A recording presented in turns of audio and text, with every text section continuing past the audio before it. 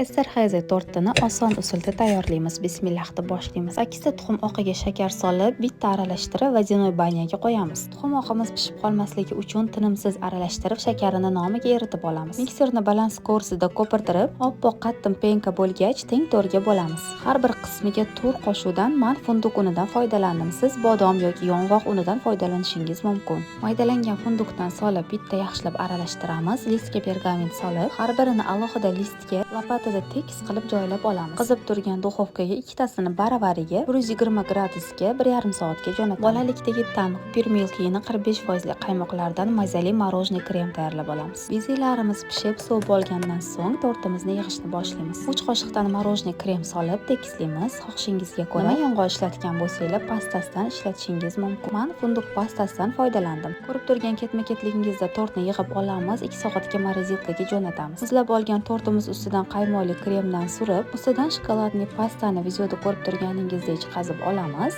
va zubachistkada birinchi tepadan pastga iz tushiramiz, so'ng pastdan tepaga qilib iz tushirib olamiz. Chetlarini bodomli pistoka bilan bezatib, dunyodagi eng mazali tortni muzday holida dasturxonga tortamiz. Men bu tortni tayyorlab, onajonimlarnikiga olib bordim. Siz kimga tayyorlab bergan bo'lardingiz? Kommentariyada yozib qoldiring.